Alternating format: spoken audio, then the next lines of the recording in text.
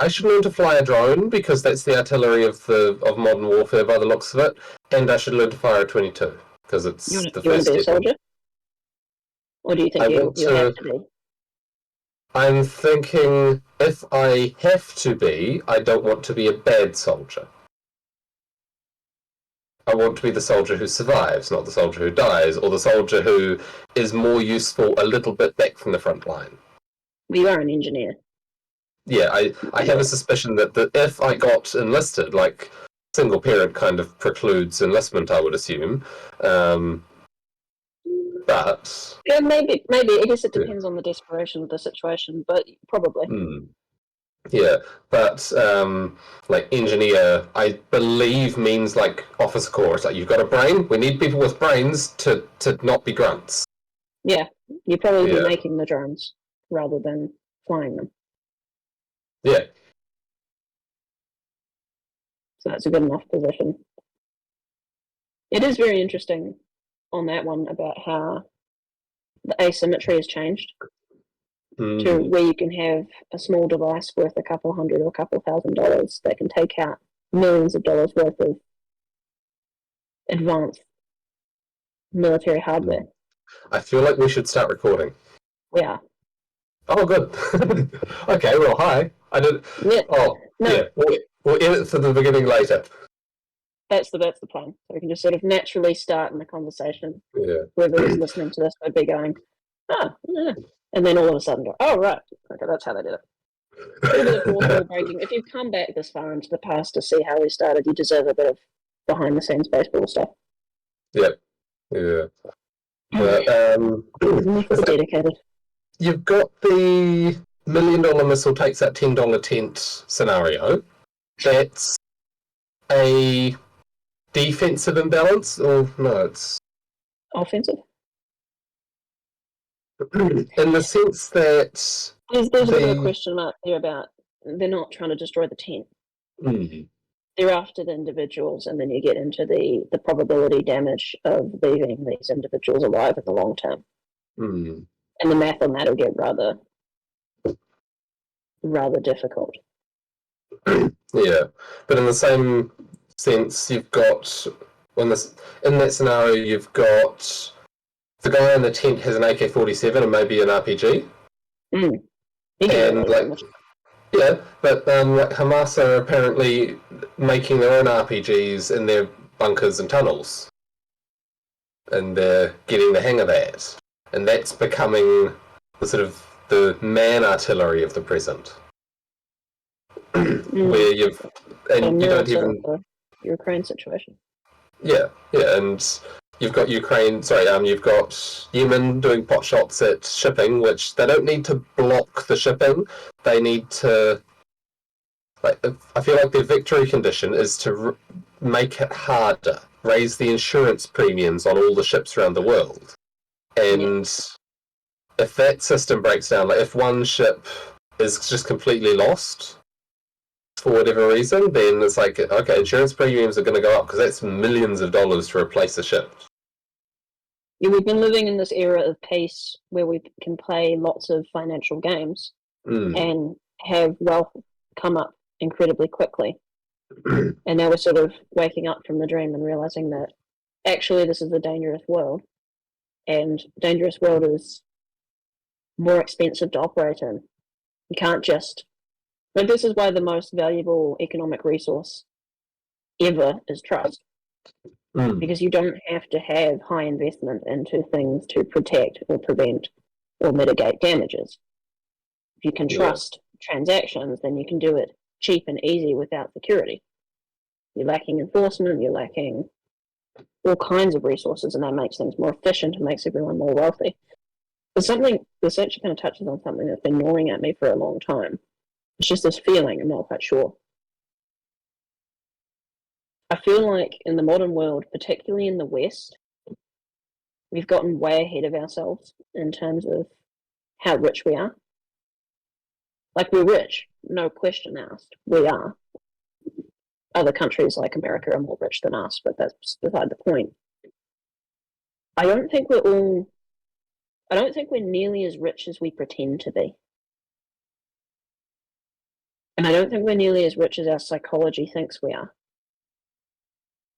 And I think that there's probably a lot of problems there stemming from manipulation of public psychology through advertising or changing incentives to help keep the economy moving, like the fractional reserve lending and stuff like that.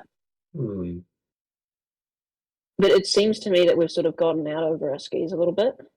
Yeah, I think there's an aspect to that perception of personal wealth, which relates to,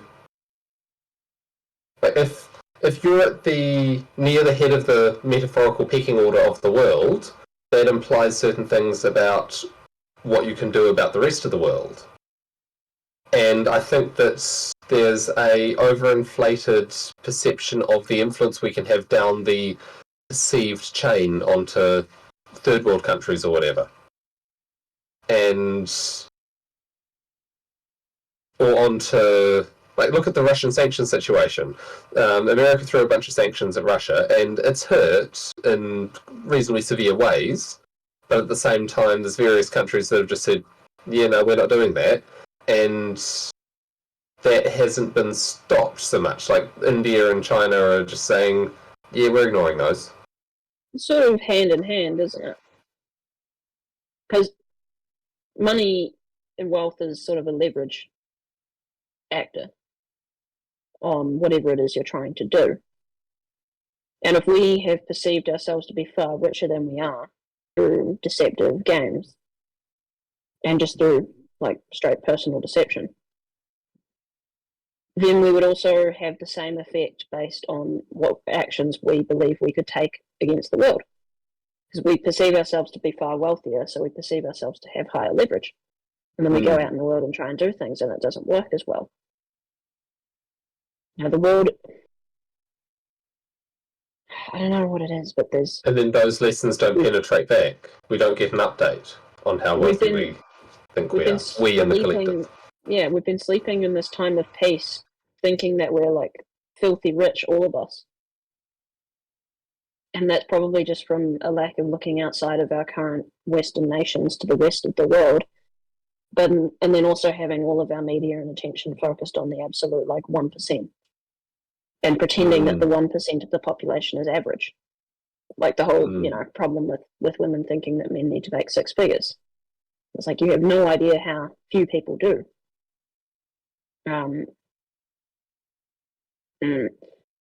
Okay, I have many objections to some of the statement I just said, but I think that's for another time, something I've been sort of working on in the background.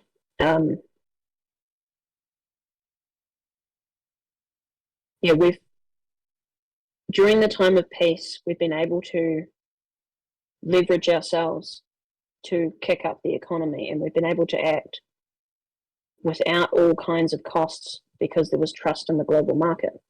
And now that trust has been removed, we've been brought back down to the reality of the wealth of the planet, which is not as great as we thought. Because we've counted the wealth in terms of the token we use for it, the dollar, whichever denomination you want to use. And if the number of dollars exceeds the amount of wealth that exists, you think, oh, we have this many million or billion or trillion dollars worth of wealth. And if there's only that much actual stuff in terms of value, if you look at the current value of the stuff in dollars, if there's only that much stuff. The fractional reserve lending goes straight into there. Yeah, like, so even the amount of numbers that we have aren't even the amount of numbers that we have, they're 10x. I don't know where the psychology came from. I think it probably come from a very long period of peace and growth, and growth, and assuming that trajectory. Yeah. But we behave like we're in a post-scarcity world. Lots of people do, which is weird. Like, just paycheck to paycheck is a pure example. People going out and buying everything they can, a new phone every year. It's just it's very distorted from reality. I mean, there's still people on the planet who starve. There's wars and famines and all kinds of problems that we haven't cured. And This instead relates of to the military stuff we were talking about too, in the sense of the the perception that overindulgence you in can have a expensive $1 hardware. billion warship and a $1 million missile that you shoot at a country, and the idea that it's standing armies of high-tech sort of fighting it out in electronic warfare and blowing up each other's missiles mid-air until a few land, and then it's like, okay, you're losing, our tech won. Yeah. Rather than another standing army. Yeah. When you've got two standing armies, the biggest standing army wins. But when you have a standing army and then like a guerrilla fighting force, the guerrilla fighting force wins. Yeah, Vietnam being the greatest example ever. Yeah. Yeah. Well, you compare it to, what was it? In a even more broad sense, like there's the Roman Empire and their collapse. I read an article about this recently, so it's top of mind. And there's the Revolutionary War in the US against Britain. That they were complaining that the US soldiers wouldn't stand and fight. They'd take pot shots from hiding and just pick them off. And it's like the Romans and the Gauls. Yeah, well, the description in the article I just read talked about, I forget the precise people that they were fighting, but this Roman legion sort of showed up to fight these the barbarian hordes, outnumbering them substantially, and the Roman legion up to that point had been basically the best army in the world. And the barbarians clobbered them. And the cost of fielding a Roman legion, paid for by exorbitant taxes that were a big burden on the economy of the Roman Empire, was such that they couldn't really recover from that. And that was a big step down in their bumpy trajectory down, while the cost of fielding the barbarian army was, oi, get them to bring their swords, and if they want a horse, bring that too. It was just cost effectiveness and the strategy. It's attrition. At the end of the day, it is always attrition. But then you look at weapons in the sense of guns, even just a simple bolt-action rifle, they were making them with hand tools, and hand tool can mean a lathe, right? It just means no computers, basically, in this scenario.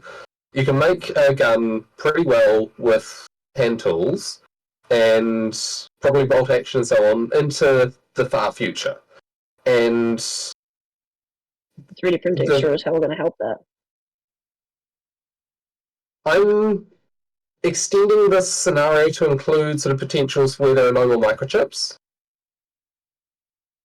Within the next 50 or 100 years, 3D printing and drones, definitely. Like, drones have tipped the balance in a similar way to... You used 50 to 100 there. That seems like really far out. In terms of confidence that there will be still some 3D printers, not necessarily that... I forgot how pessimistic you were about the future. I always forget that for some reason. Okay. Yeah. But I'm working these thoughts out as I say them slightly, so they're a bit janky. But at the moment, we have, instead of it being the $1 million missile takes out a guy with a tent and an AK-47, we have the $10 million tank is taken out by a $4 million drone. And that cost to each side is massively tilting things in favour of defence. Because you can charge with your infantry and then, send out the drones! Swarm approaches, grenades drop, or just a couple of drones and, okay, artillery, 3 degrees left, 3 degrees north, 2 degrees south, so on. Yes, you're getting them. Okay, keep altering your fire like this. You can use artillery bombardments accurately if you've got feedback of where you're hitting. Yeah, and having a lay of the land, even for troop movements. Just being able to watch enemy troop movements and then create ambushes. Yeah. A few thermal cameras on the drones. Yep, you can pick up a hell of a lot. Yeah. And maybe having a few of those manufactured around your house for emergency defense might be a good idea. You have the explosives problem, but there's always ways around that. Yeah, I feel like if it's This is the thing. There's my endless frustration with New Zealand. is that we're a demilitarized nation. We have nothing. We're sitting out here in the middle of the ocean thinking that our defense is that the world is nice and people will leave us alone, or like the US will come and protect us. It would be guerrilla warfare. Yeah. Yeah, but with what? With what? You know, if I could have a dream come true, it'd be a vision of a militarized New Zealand. Because we're almost one of the perfect nations for it in the way of, like, the Netherlands. Yeah. They have a geographic advantage, and they have military training for all citizens. And all citizens are required to own and be able to operate a rifle. And then they have a whole bunch of dugouts dug into the side of the mountains with artillery guns sticking out of it. Oh, that's not the Netherlands, Switzerland. Is it Switzerland? Swiss. And yes, it is Swiss. My apologies. In this independent nation. I feel like that is an amazing strategy that New Zealand should copy. We as a nation want to remain relatively independent. We have sent people to fight in war before, but we're not a super militaristic people. We want to be a hedgehog. Friendly, but we'll spike you if you try and hurt us. And frankly, we've done that strategy of digging big holes and putting guns in them before. We've done that in the harbour at Milton with all of the big disappearing and emerging artillery cannons that we dug into wee forts all around the harbour. Which is a really cool thing. There's probably a video on it somewhere for people to check out, but there's these big circular holes, and then they just lift up a platform with a massive cannon on it and they aim it out at sea in case a ship showed up. But they're all gone now. These days you'd have a dozen reasonably sized drones with no radar cross section fly out there and middle of the night and kamikaze.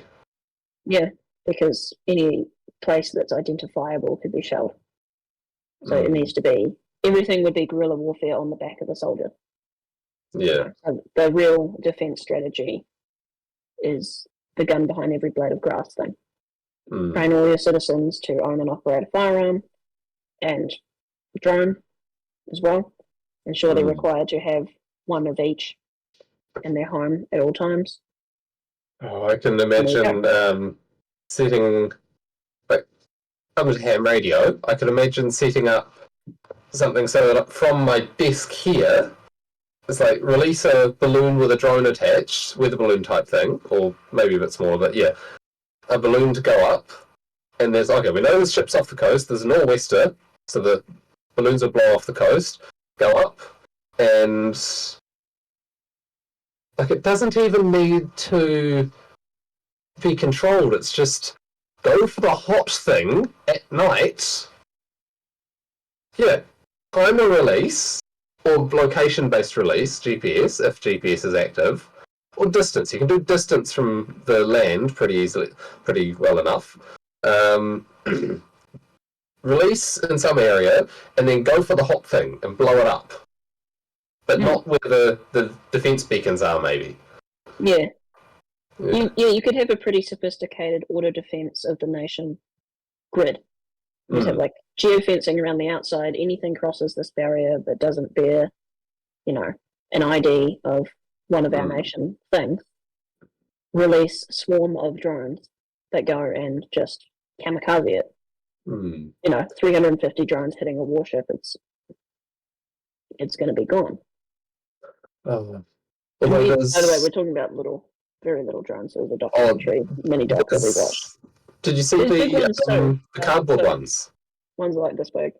There's an Australian company making cardboard drones. So the motor and the guidance system are electronic, of course, but it's basically a cardboard fixed-wing aircraft, like yay big. Yeah. Wing with fuselage and stuff, but some number of kilograms of C4 deliverable. It's just a guided missile made out of cardboard. Yeah. Cheap as hell, relatively speaking, like $2,000. $2,000, we delivered a payload to the warship. That's very New Zealand. We could do that. We have plenty of cardboard. Everyone has plenty of cardboard, except in the rain. Use some old jib or something. Oh, you wax it. It'll last long enough to get to the target. There you go. Yeah. The face of war is changing. Yes. It's becoming more decentralized and more guerrilla, which is good because all forms of decentralized and guerrilla warfare can also be used as protection for citizens. Like the right to keep and bear arms kind of thing. It's hard to keep a tank, but a rifle and now a little drone where you can strap some explosive to it. There you go. There's your defensive strategy. Yeah, like if you're in relatively close quarters, a little drone with a little thing underneath and a bomb drop servo, that's not hard. And frankly, that would be worth practicing, just like paintball bombs. Just like fly around and then drop it on a target. You don't know where the target will be, and have competitions, and then it's like... Imagine we're going to get like instructional manuals out of this. Like, there's going to be a book that is released somewhere on the internet that's just like a big 300-page PDF of how to build any kind of weapon drone. Just little home hobby building of drones. And then all you need to do is pair that with like the Anarchist Cookbook, and then bang, you have anti-tank weapons distributable to the average person. Which is great. Here's hoping we don't have to use them. Yeah. I wouldn't get drafted anyway, so lucky me. But honestly, depending on the war, I'd be kind of sad about that. And something that I've noticed, I've always been an anti-war person. I've always been against, effectively, the poor people going and dying for the benefit of the banks. But the way our adversary is behaving at this point is making me be the kind of person who would want to go and fight. You'd fight to defend. No.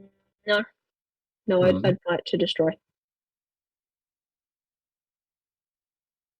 At this point, the crimes that nation does commit to humanity in general, and with the expression they have for global domination, we're getting pretty close to Nazi Germany territory of this is a cancer that needs to be excised. And I'm sort of wondering when the establishment media is going to start like hyping that. Yeah. Because there's going to come a point where the elites go, okay, we're done with the proxies. We're going to get ready for the big day. And then all of a sudden, you're going to have all of the establishment media start hyping about how horrible that nation is. And reporting on, like, here's the things that are happening in the labor camps. Look at this. Here's some footage of a child. Because all that stuff's happening now, but we're not seeing it. Because what they want us to be angry at is, like, Russia. The Hamas thing is interesting. I heard, you're probably more aware of this than me, but I heard there was all kinds of protest broke out on the attack on the day the attack on Israel happened that were in support of Hamas in the Western world, at like university campuses and stuff. And then all of a sudden everyone was freaking out about like, how did this happen? And then everyone else in the background was like, immigration. Is that real? Did that happen? Yes. Okay, what were some of the highlights from that? Harvard refused to condemn it. And I heard about the university suddenly believing in free speech when the Hamas people were protesting in their front yard. They're like, oh, then we can't criticize this. Some billionaire pulled his money out of Harvard because, no, I'm a Jew. No. Yeah, there tends to be a correlation with like high net worth individuals, investors, and university graduates and the Jewish people. And then all of a sudden, the universities are like, These people who are saying death to all Jews, no, we're not going to condemn that. They're great. They have a right to say that. They're not going to be happy. No. And yeah, there's. Oh man, they have a right not to be. That's a whole mess. I think that's quite comical to be type. It's a good example of let your enemies speak, and they'll condemn themselves. Yeah, and even as the university is speaking, saying we won't condemn this, it's like very telling. From all of the speeches they've shut down over the years and all of the stuff they've promoted, and now this happens, and they're like, there's no right answer here. I can't condemn them because it goes against the political ideology. But I sure as shit can't support them. So what do we do? Oh, free speech stance. That's right. There's a good excuse. Yeah, so until their credibility on that one. There was a thing I saw, straw poll, of course, but some American reporter in a bar. It's like, okay, everyone, hands up who thinks that inflation is the biggest issue. Inflation's been pretty bad over there. One hand went up. Who thinks immigration is the biggest issue? Every hand went up. Not surprised. For America, yeah. Yeah, and like the Texas border situation, like 10 down there or something. I didn't hear about that, but 10 states have sent National Guard troops to help Texas. It's been happening for like 5-6 years. Yeah, at this point. But now they're telling Biden to F off, we're doing this. And the Federal Border Patrol even said to Biden, no, we're on their side. And you've got government departments actively rebelling against the president in order to secure the border. Yeah. That's great. That's great news. Oh man. Yeah.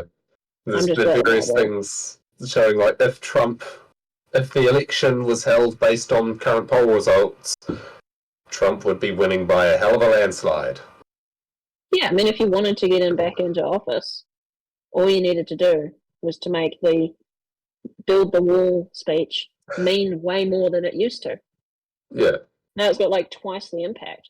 Now all he needs to do is like, that wall, we're going to build it even bigger this time. Yeah. Well, he seems to have mellowed a little bit to his advantage. He's not as bombastic. Like, someone was pointing to... That was his advantage, though. Well... Because, like, the lefties... Not as bombastic. He's still bombastic and still pokes fun at the right people, but he thinks a little bit about what he says and has a reasonable idea behind it more, I think, or at least he's looking that way more. We can say in the abstract that that's good, for sure. But the people who attacked him for being bombastic aren't going to stop attacking him now that he's not bombastic. No. So it's not helping that. It's not terribly. Helping that, but those people attacking him is part of his advantage. The more they attack him, the more publicity he gets for the things he says. In saying that, isn't the left-leaning United States media starting to sort of turn on the Biden administration? Yeah. I heard rumblings about that in the background. Oh, I haven't heard about the media specifically doing it, although there has been a little bit about actually asking hard questions to that press secretary who deflects every question. And some guy managed to get a date with someone who worked in the White House, and he was talking to this guy, and his disguise was he dyed his hair, or maybe he didn't even dye his hair, but he put glasses on. Was this a Project Veritas? Or is it someone else? No, not Veritas. Some guy starting with SH. I forget his name. Someone else. Not Shapiro, but he's too recognizable. But some investigative journalist, and this guy was saying that they know Biden's in cognitive decline, although it's not confirmed. It's basically, it sounds like the doctor's been in there, said, I'm not saying it's dementia, but it's dementia. Yeah. So it's not diagnosed. And they really want to get rid of Kamala Harris, but she's got the minority cards they can't.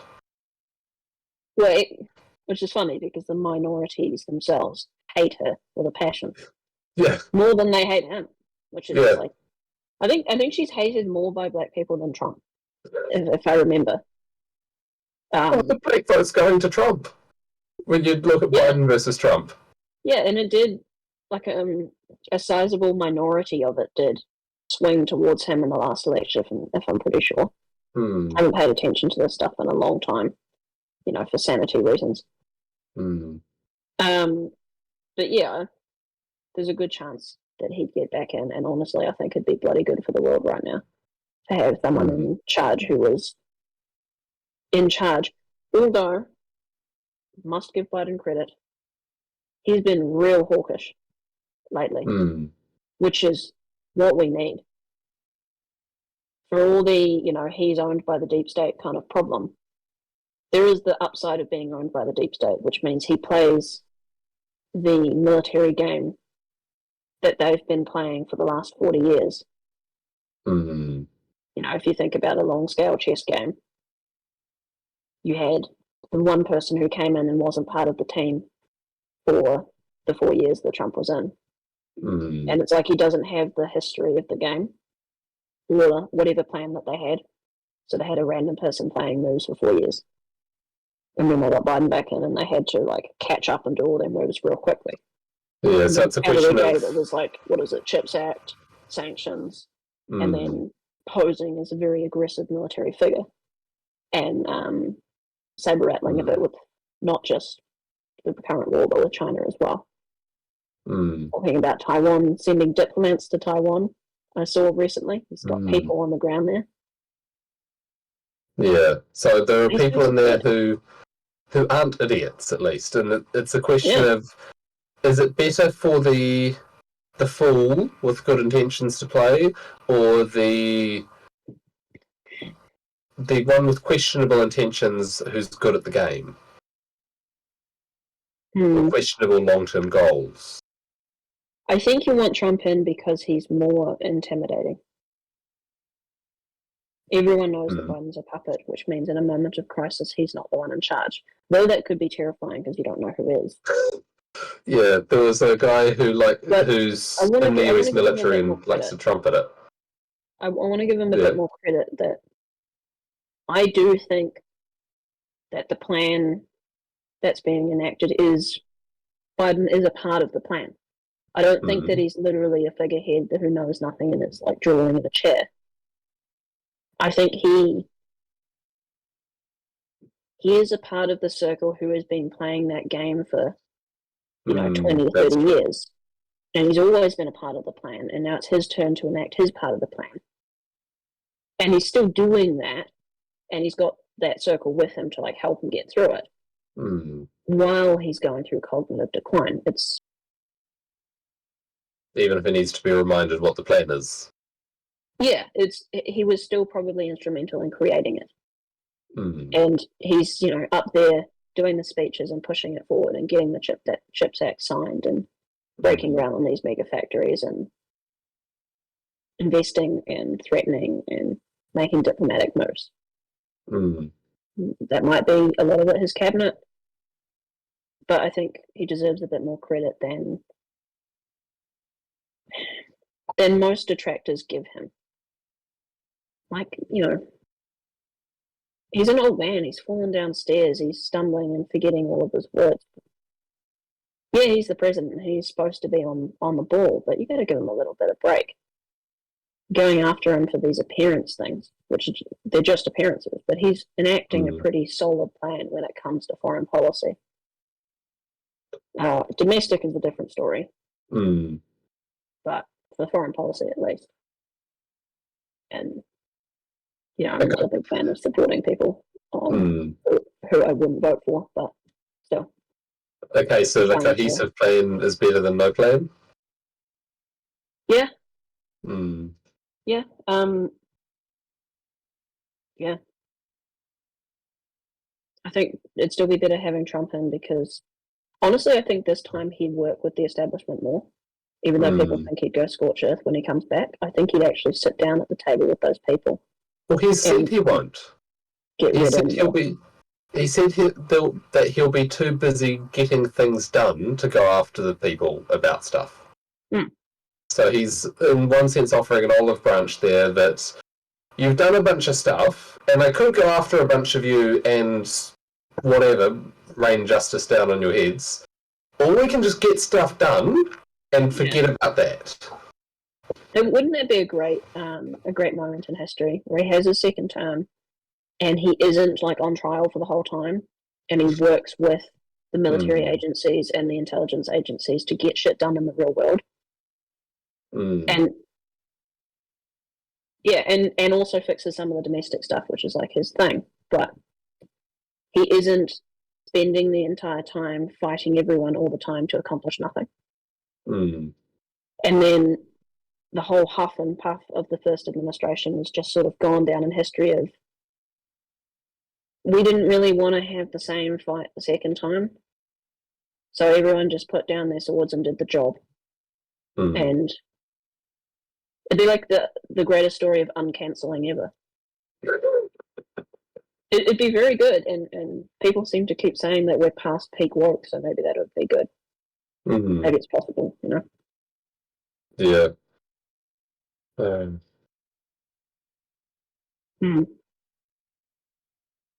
Things are steadily, like, there's no massive changes in direction to talk about. It feels like there's Yemen's heating up. There's those recent US soldiers who were killed, which is heating things up. There's China being more aggressive around Taiwan, which is just carrying on in the same direction. There's Ukraine carrying on as it has been and developing new modes of warfare with drones and such.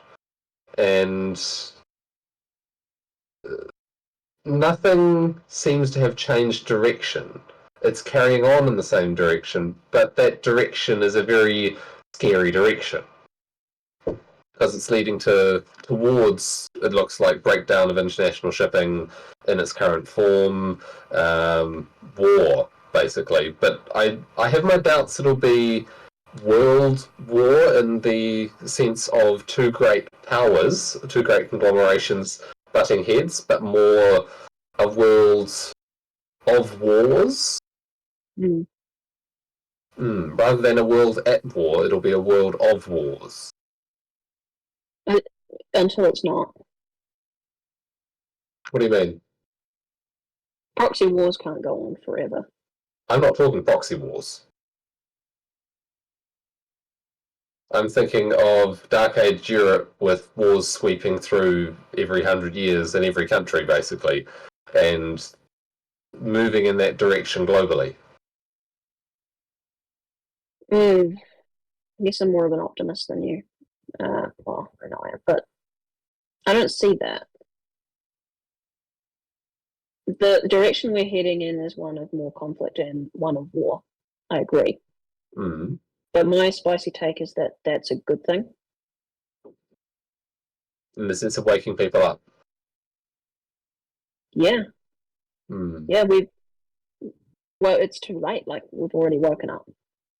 These things have been in the background during the Great Nap. They've been there the whole time. That's not mine. That's not mine. That's Brett. Is it Brett or Eric? I think Eric. Mine. Yeah. Stein. I always mix those up. Apologies. He's not the guy who was the rapist. Yeah. The physicist. That was his. The idea of the Great Nap of everyone fell asleep for 70 years and pretended that it would be infinite growth forever and that we'd never have any more war or recession and everything would be great. And then, a great fantasy. Yeah, everyone just pretended and fell asleep and just went about and lived their life and had their marriage and bought their stuff and everything got consumerism. And then the internet came around. And now we've got like the greatest spotlight of all time shining on everything on the planet. No more sleeping anyone. Particularly with the algorithms being like, any small thing just gets rocketed up to the top of public opinion, public attention. So the world is watching itself now. Oh, I'm just thinking of You know that period just as you're waking up, when you get a bit mixed up between dreams and reality? You're becoming conscious, but you're still half in the dream. Woke. That's good. I like that. Yeah, they're really waking like up, but they're not awake yet, and they're waking everyone else up. That's where we are. We're caught between the lie and the reality, the dream and the reality. We were dreaming for like 70 years. Plenty of people that probably comes back to the thinking we were wealthier than we were story I was talking about earlier. That was part of the dream. And yeah, now we're in this groggy stage of like stepping into things as you walk around trying to find the light switch while you wake up. The cold water on the face is going to help a fair bit, but yeah.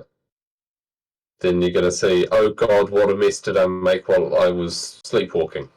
Yeah. Or just asleep at the wheel. We've been asleep at the wheel. Literally, America was the greatest power on the planet, and we were asleep at the wheel. Which is funny that the population itself was almost asleep at the wheel. I wonder if it has something to do with the Cold War. Also, people wanted to turn a blind eye because of how afraid of nuclear annihilation they were. Oh, that makes into them forever. Be afraid. A lot of psychological sense. And then all of a sudden, everyone was not afraid anymore. The world's too scary. I'm going to pretend it doesn't exist. Yeah, and then we just had this thing of like, we're at peace forever, and war is over, and we're these advanced humans, and our ancestors were stupid. And look, we've made infinite money through clever spreadsheet tricks, and there'll never be another war again. And then there was like a small recession, and people went, oh, don't panic, it's okay, we can fix it. And then Trump's election, followed quickly by COVID, I think were the things that sort of like clap, clap, waked us up. And now we're looking at the world going, holy shit, war, war, war, war. You know, the tension between Russia, Ukraine, and the United States has been brewing this whole time. The Brexit thing's been brewing this whole time. Yemen's been under siege for a very long time. There's all of the riots in France. There's all of the stuff. These things have been brewing on the back burner for like 30, 40 years. And now all of a sudden everything's coming to a head. Yeah, I saw a comment speculating it wouldn't take much for one of those farmers who has a drone to get sufficiently fed up to send it through a window with a package that will rather spectacularly demonstrate their malcontent. And then it's like, how do you defend against that adequately? You can make like solid windows, but like you have to appear in public, don't you? Yeah, defending against drone warfare is incredibly difficult. Yeah, and it's like there was a speculation regarding go and buy all the drones before it's illegal to buy them.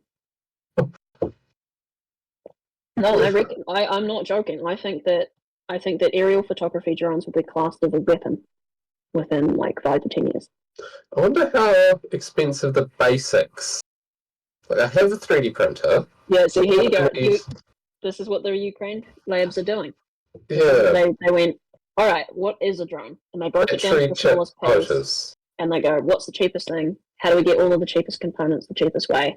Make it. Now you can just sit there in a room like $600 an hour. 3D print a skeleton. 3D print little propellers. All right, little electric motor. Jam, jam, jam, jam. Connect it to a battery. I can see you opening a window in the background there. Yep. That is for later. Do your research on your own time. Thank you very much. Okay, I'm just opening the tab to search it. Yeah, of course. Yeah, but yeah. So good. Yeah, because the main way to do it seems to be FPV drones because you're in there. Yeah, you've got constant control. You can do electronic jamming and such. You can counter that by using a relay drone to relay the signal, so that you're like, okay, that's about as far as we can get. Okay, send the kamikaze, and like the relay drone could land somewhere. You see how that's gonna end, right?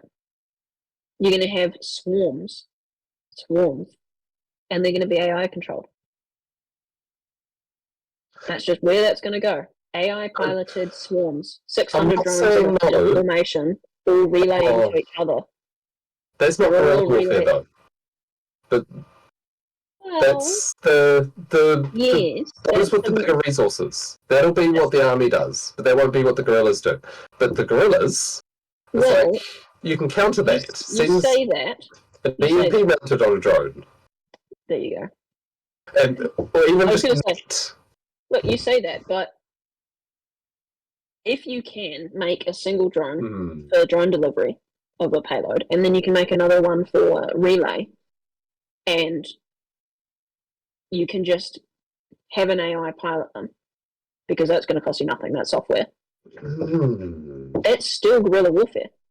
It's just a matter of how many drones that you can make as an individual. And they're just going to get, and now this is going to start an arms race, they're going to get smaller and smaller and smaller and faster.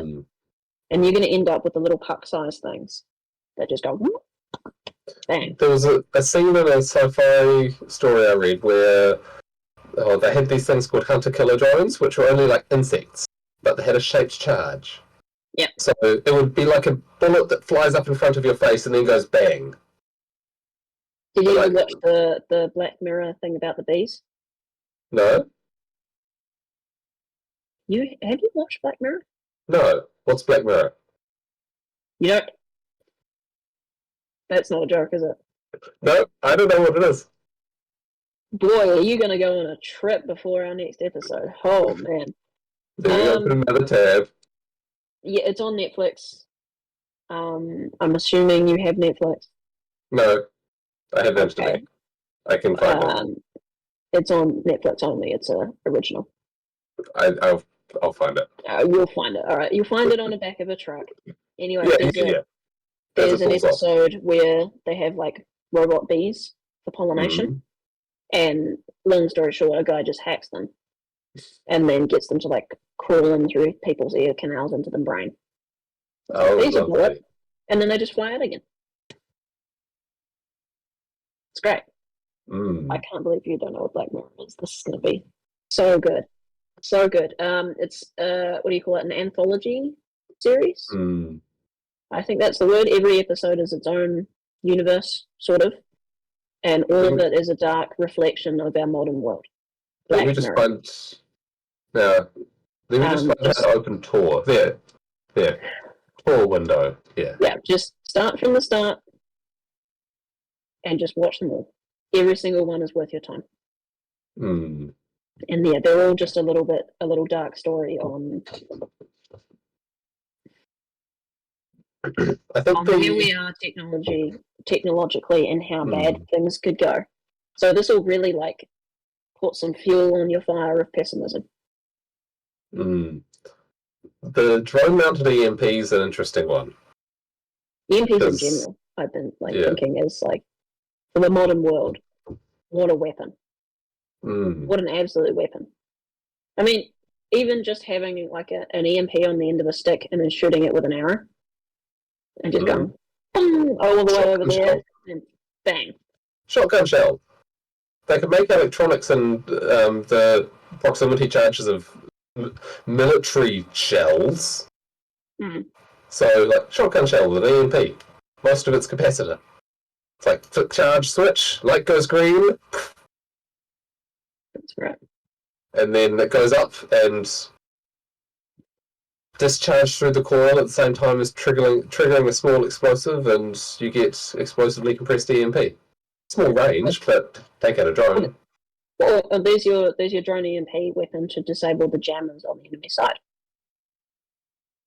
Just have one of your kamikaze drones mounted with EMP, not payload, and have them go as close as they can get to the jammer and emit a big electromagnetic pulse. Jammers down, awesome. Fleet of drones comes in. You wouldn't even need to guide it. It's just go for this radio source, and it flies out, and then EMPs. Although you could have multiple switching between to confuse that, but it's like, go get the jammer. Even if you have like 3 or 4 of them, then as the multiple switching tries to confuse them, you've still got like 6 payloads going to 3 targets. You'll get there. And then all you need to do is like send out your next ones and your next ones and your next ones. They cost, what did they say that the cost to make in that documentary? It was like $600, $700 a part. 400. And they could make $400 for a kamikaze drone to take out $1 million tank. Yeah, there you go. That's a pretty good return on investment. Yeah. Yeah. Maybe I should buy some of them. Should get the parts list and start like just stockpiling those parts. Yeah. And building them in your spare time. That's a great project for you. You can build it on your wee table back there. Have a stack of military drones. Hobby drones. I want to play FPV. Yeah, that's dropping targets. AI piloting is going to be massive for that. That's going to be so cool. Oh yeah. You could just have like a swarm following you around. Just walking down the street, and you've got like 6 drones following behind you as a defensive formation. There was a clip I saw. It was in that documentary on drones in Ukraine. This guy who was doing the reporting had his camera drone, and he activated it and go over there. And it gesture recognition that went out there to do photography at him. And yeah, it's already happening. And yeah. The FPV thing's going to be awesome too, because you can have the hand gesture controls. So rather than being sitting there with like a controller, so you put your glasses on.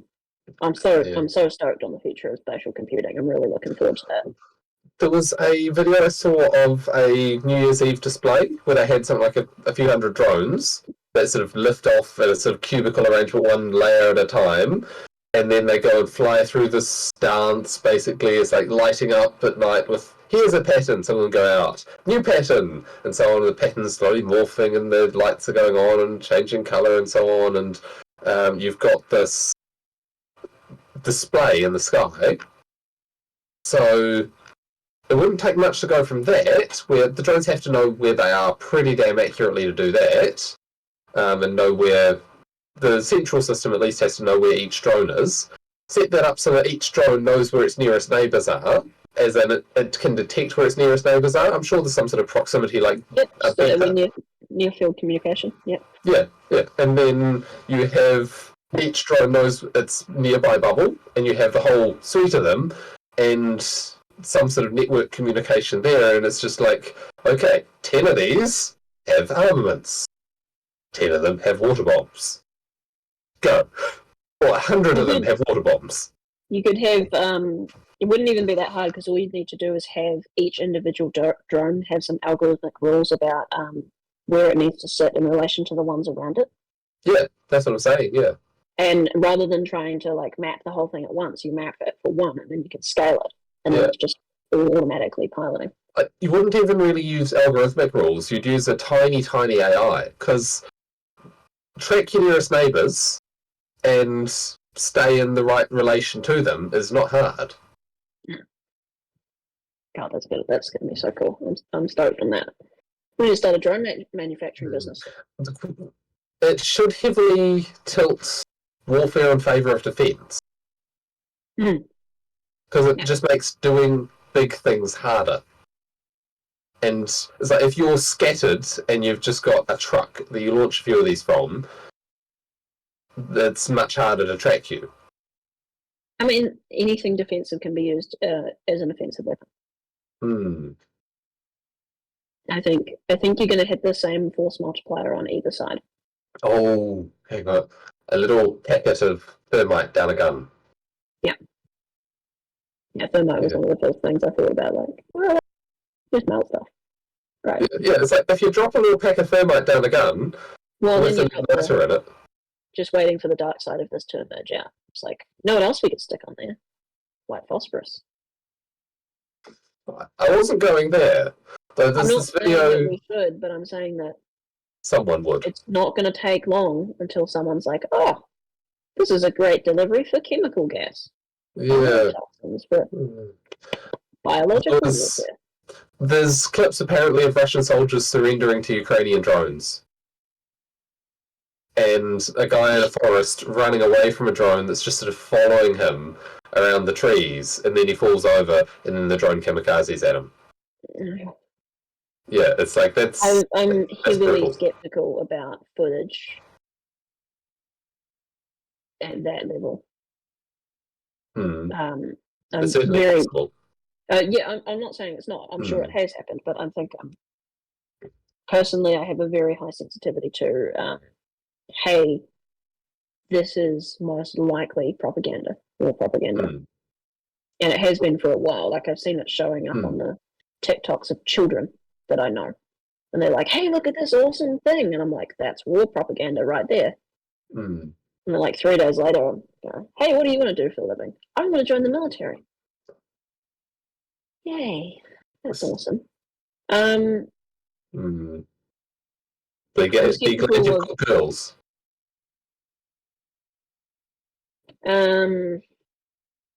Yeah, I don't. There's a whole other can of worms on that one. There's some real problems with the public opinion of women is one of the greatest predictors of whether a nation goes to war or not.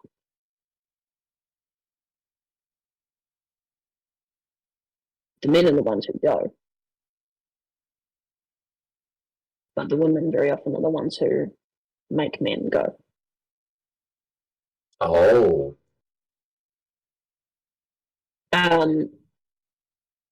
In saying that,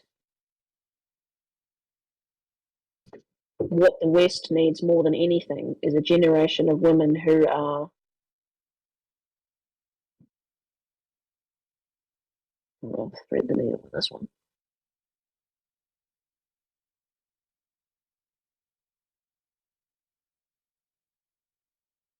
Okay. You understand that the predator and infant dynamic that women have. The defensive dynamic. You know, I protect my own, I love and care for anything that's little and fragile and infant. And anything that threatens that is predator and must be destroyed. It will probably happen, and I think it'll be a very good thing. I'm hoping that it happens. That the average woman in a Western society will start treating Western society as a thing that is to be protected, as one of her own, rather than as the predator. Currently, Western women look at Western society and Western men and white people in general as the predator, and then they protect the helpless infant, which is like, the minority or whatever at the moment.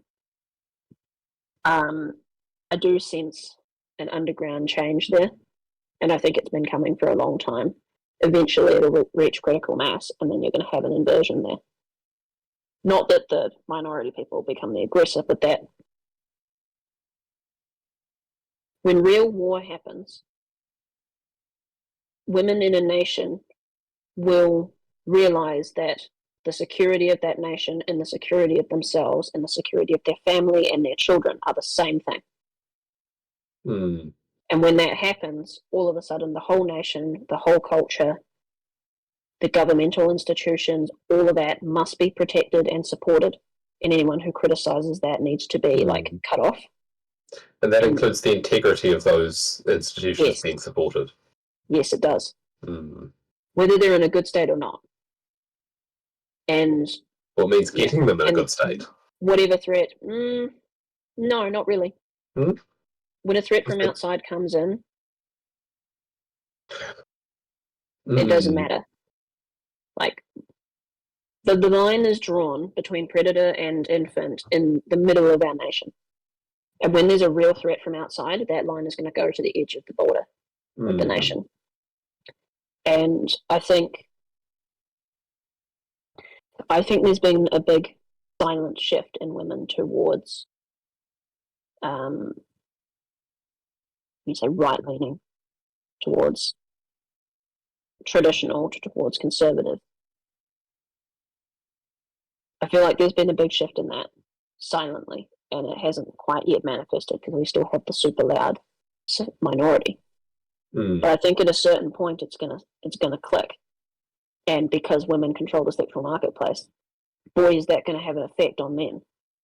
The second that becomes public, of you support your nation, you support your government, you support your family, or else you don't get a woman. Yeah. As soon as that culture comes out from the background and becomes the dominant female culture, it's like all go on the military front.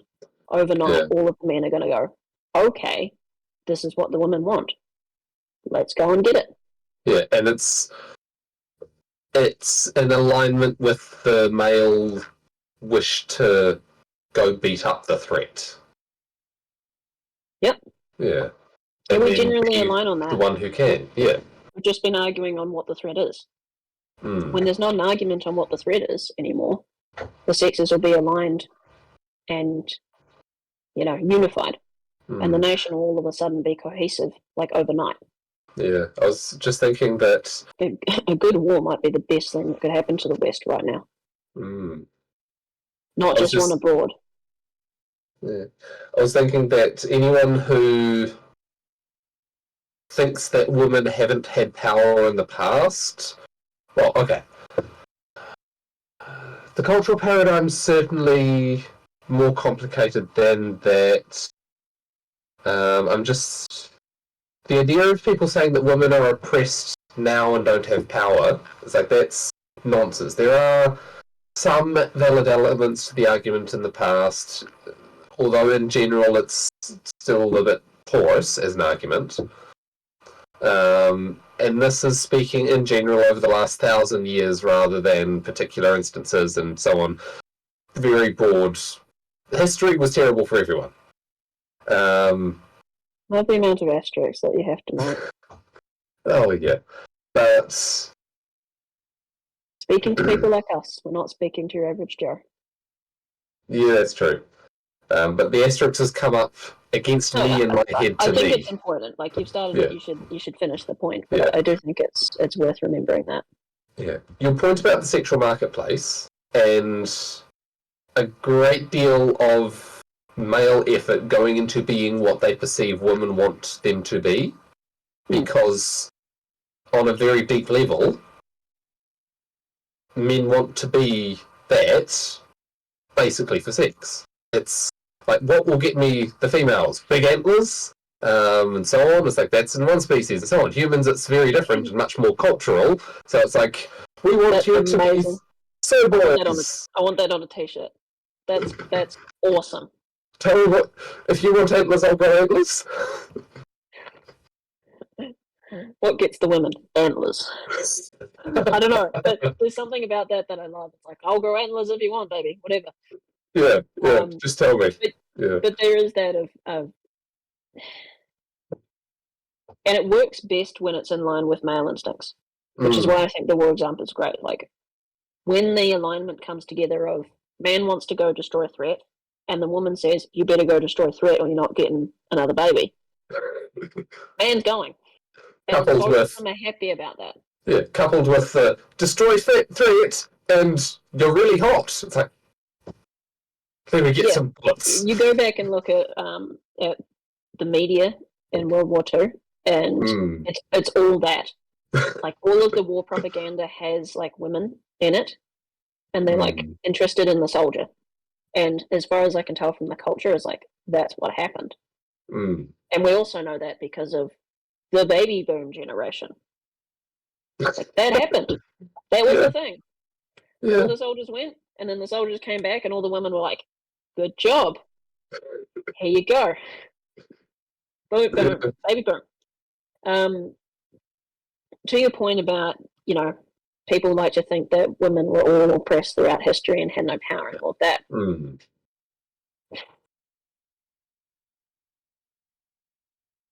Lots of people have been oppressed at lots of times. Yeah. From what I've learned about living with a woman, and from what I've learned from, the internet, as it comes to women, is that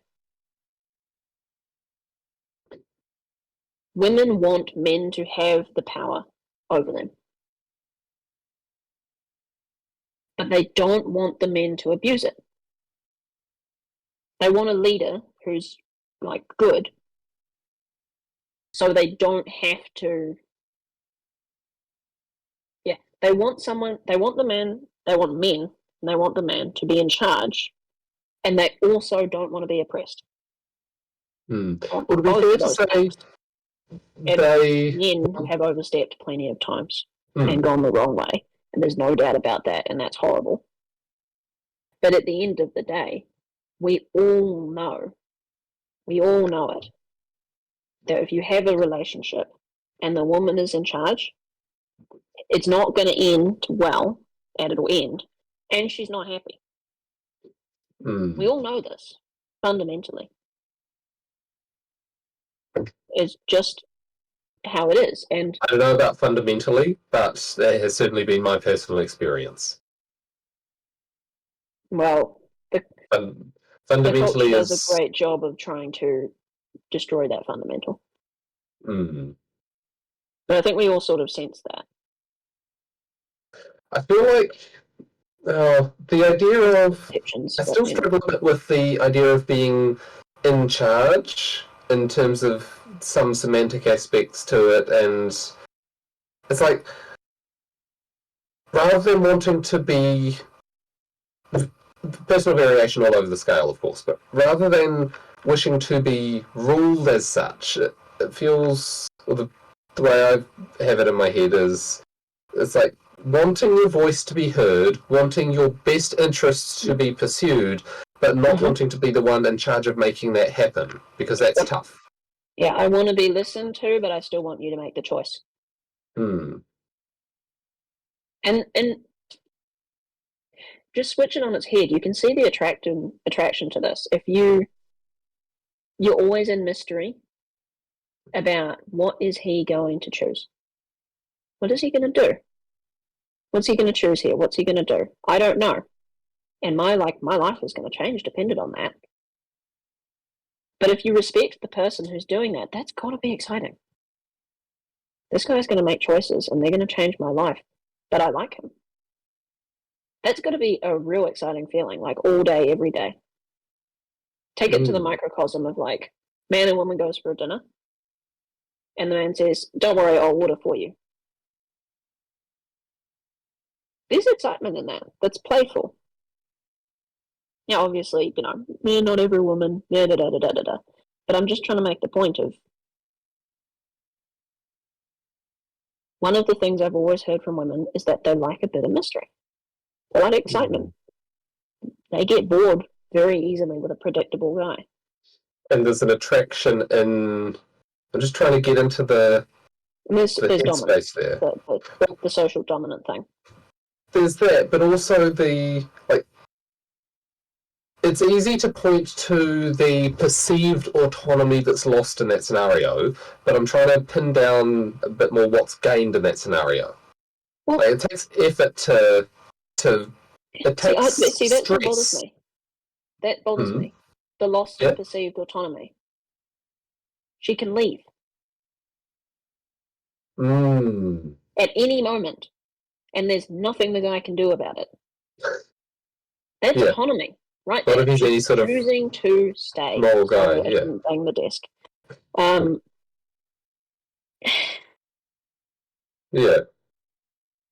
It's like, I give you the authority. I can take it away if I think you're misusing it. But I like it these words. Like this. We poison these words. Makes these discussions we can't say dominant, we can't say in charge, we can't talk about any of that. All those words have been like turned into toxic things. And it's not. I'll make the most crass example ever when it comes to sex. Someone is dominant and someone is not in sex. And it can oscillate back and forth, and that's what makes a dance. One person leads for a minute, another person can, and then you have like an interactive, playful dance. Or you have a pure dance where one person leads and one person follows. If no one leads and no one follows, you just sit there. Action. To take action to get what you want puts your wants above others. If you are not able to put your wants above someone else and have someone else's wants come second, you can never have what you want. Ever. You can never act. You can never do anything. And we live in this world, in this make-believe world where we think, I can never prioritize myself above anyone else. I just need to put my head down and be a little helpless sheep and never hurt anyone's feelings. The I'm other not way about like hurting people. It's not good. But the other way that can manifest is actively pursuing someone else's best interests in preference to that instead of your own. That's a toxic kind of relationship. Yeah, that's not good. Yeah. No. Women don't like that.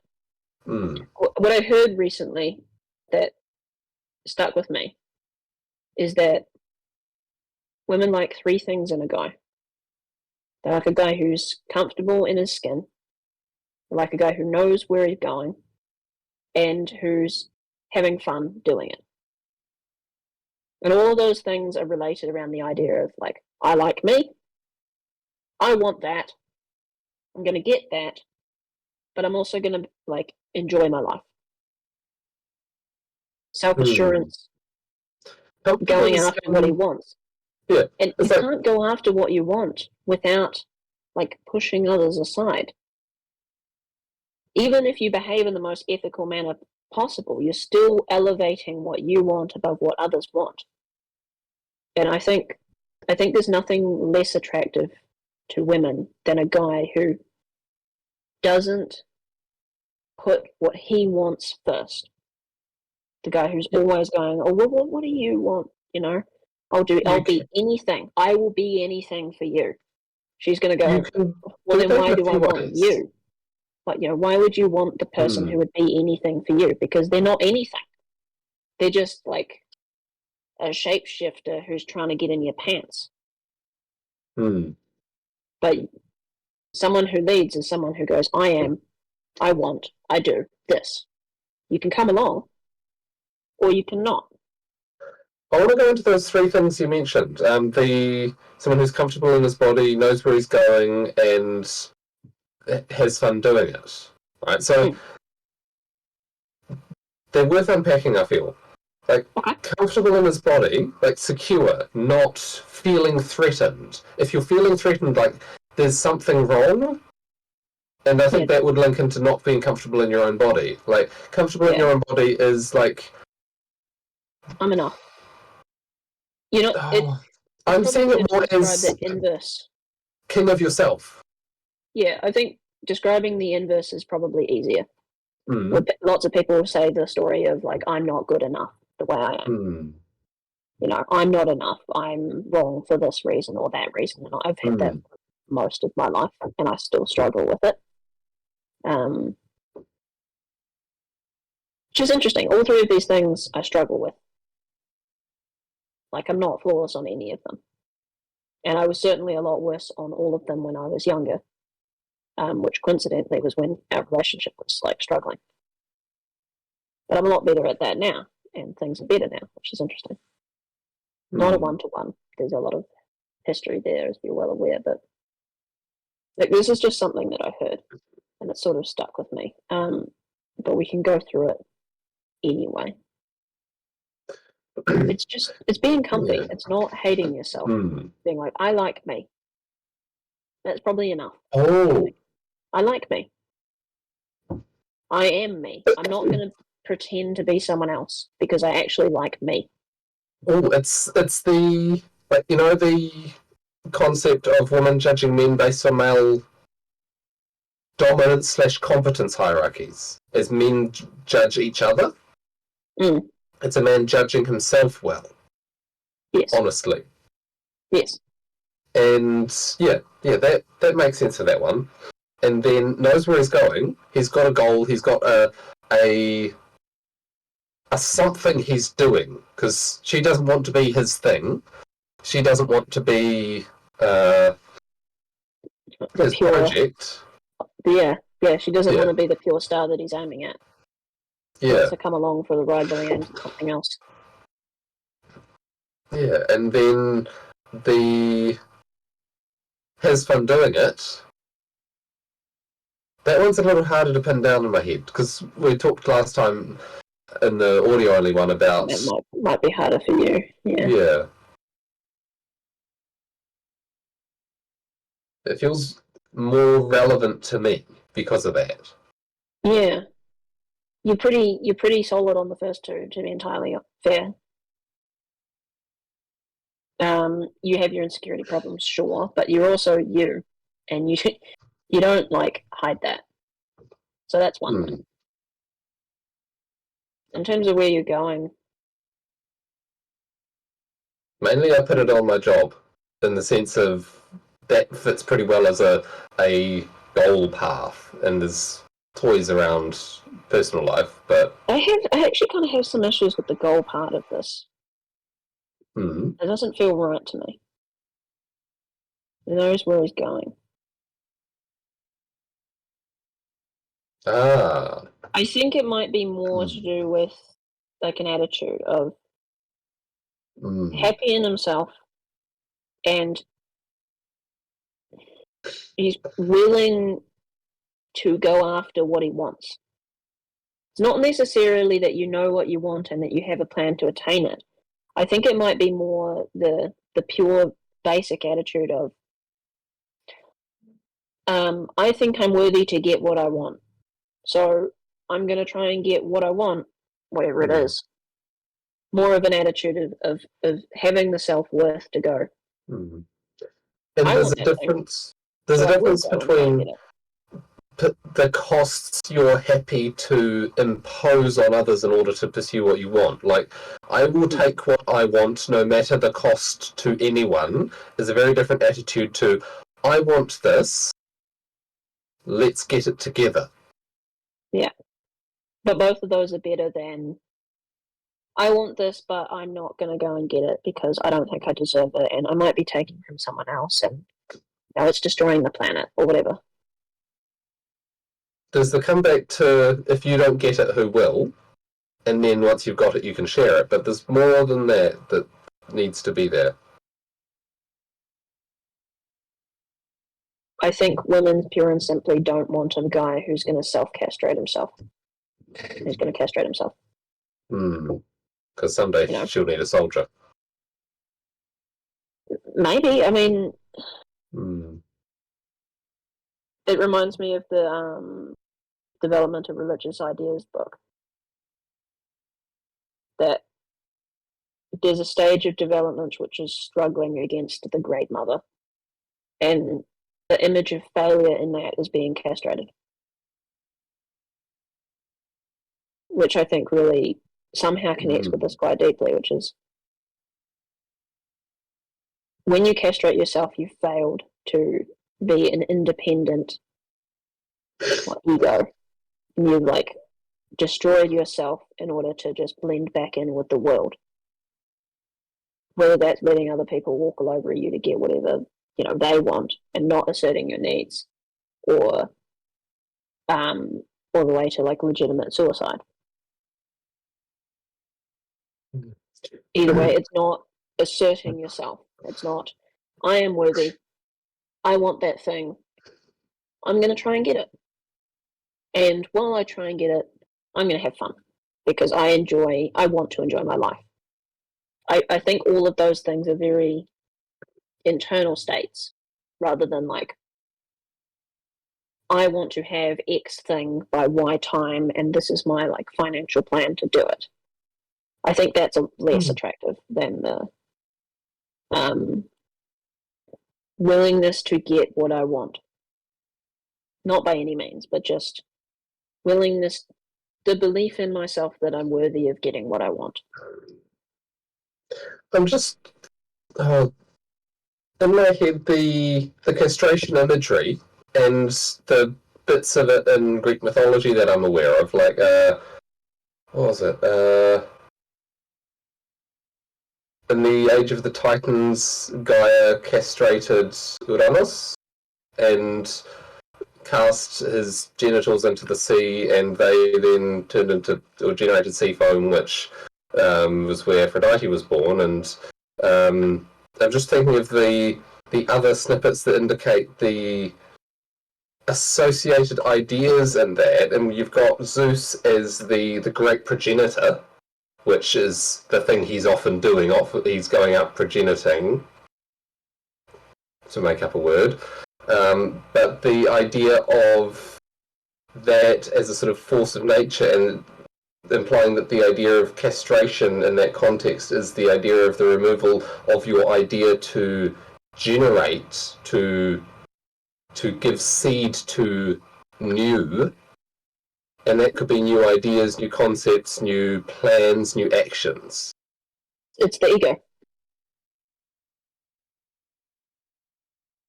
Becoming a follower as opposed to a leader, even in whatever capacity. The gist of the book was the development of our religious ideas was a story that was developed over the course of our development. And that's why it's like thousands and thousands of years long and like hundreds and hundreds and hundreds of different myths. But you mash them all together and you get a story. The story like starts with like an egg, effectively. And then over time you have like big mother figure and then like infant figure. And the figure grows up. The figure's masculine and you got the big mother figure. Grows up, and then starts having like sexual relations with the mother figure. That's meant to be an inference of creativity, of having a relationship, period. And at the start, that's all castration. And then as over time, it gets to the point of the hero myth where it's conquering of the mother. And the whole point of this is the mother figure is meant to be the unconscious, meant to be the world, both of them. And that the male figure is the emergence of consciousness. And over time, as consciousness got more hold in our brain and got bigger and stronger and able to do more actions, it struggled up from being at the mercy of the unconscious to trying to conquer it and conquer the world, to will, to express one's own will. And the castration thing was trying and then failing and then giving up. Getting rid of your own will and just going along with the world. Or literal death. Suicide is the same as mythical castration. Like, I felt the temptation for suicide in my life, and it is very much the thing of like, this is all too hard. It's too hard to struggle and be conscious.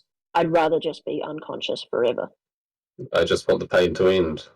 Yeah, and that's what it is. It's willingly submitting back down to the Great Mother, who then castrates you and then eats your corpse, is the way the story goes. But then the other path is the hero path, which is the consciousness struggling forward and trying to like quell nature and unconscious and become a will, a want. And I am acting in the world with my wants. And I will do this. Yeah. Yeah, and that spirit is the thing that is attractive. I will because I'm valuable, and I want because I'm valuable, and I like myself. And I'm even going to do it in a playful way and have fun at the same time. Like, bang, that's it. And all of the thing about women hating the simpy guys, the weak, they're too nice. Not because they're nice, it's because they're not embodying that spirit. They're being the submissive guys. They're going along going, oh, whatever the world wants, whatever the woman wants, what I want isn't important. I'll put that aside. I'll just be nice, even though I don't want to be. And I'll just go along to get along, and that's going the wrong direction. Been there, done a form of that. Didn't work. All of us have, I think, unless we had a good father, and like I didn't. But Western men are trained to be like that from a very young age. It's that line from Fight Club of a generation of men raised by women. I'm starting to wonder if what we really need is another woman. And the point of like, we listen to our mums. And when you ask a woman about like, what do I do about women, mum? What does she say? Oh, just be a gentleman. Like, be nice, be polite. No, that's not the point. No, I do wonder why mothers lie to their sons about that. I always have. There's something there that I think is rather uncomfortable, and I'm not sure I want to know. Of course I do, but you want to know, but you don't want to feel. Yeah. Touchy subject for me. I got some great resentments against my mother for the lessons that she taught me about how to behave with women, which caused me great pain and like a decade of depression. Thanks, Mum.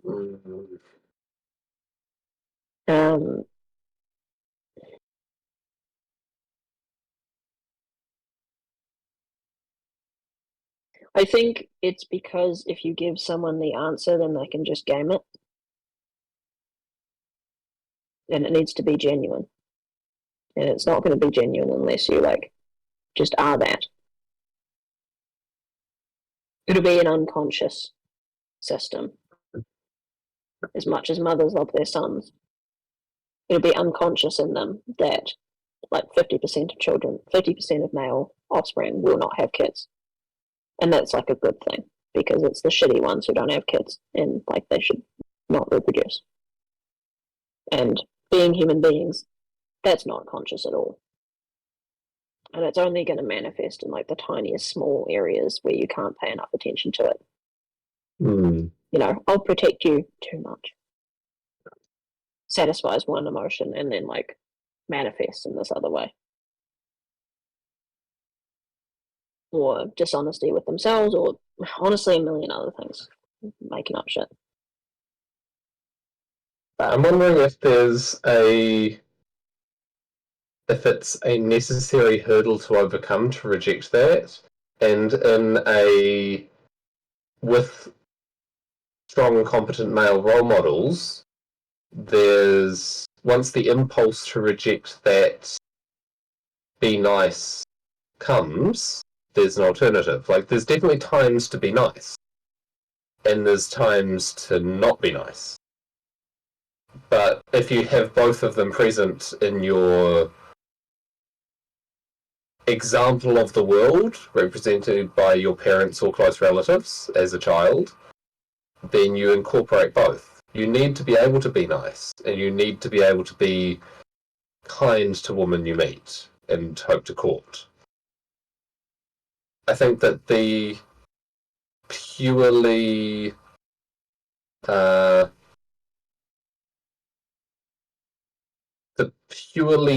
father, and if you split the two into camps approximately, the purely father guidance would lead you astray just as much as the purely mother guidance, and possibly more these days than historically or ancestrally. There's overlap there. I'm single dad, I'm doing both as well as I can. But it's built to be a balance of both, I think. And you need both. And if you only have one, then it's be nice. Okay, I'll be nice, and that's the thing I'll do. Be strong. Okay, I'll be strong. I'll find what strong means and I'll do it. And then you end up as an abusive prick or something. Right? You figure out what that means through your culture. You go too far. Yeah, but if you have be nice and be strong, it's like, okay, I'll be nice to you and I'll be strong to the threats. You get to see that modeled by the interplay between those two. And there's the joining of those, which is needing to be strong to the person that you're being nice to. Like, the best thing for someone can be a little bit of tough love. And I don't mean like hitting your kids. I mean like having a fight, having an argument with your wife. And that needs to happen sometimes. Not looking forward to that bit of upcoming future relationships whenever they happen. Not looking forward to it, but I getting ready for it, I think. I feel like there is a very large amount of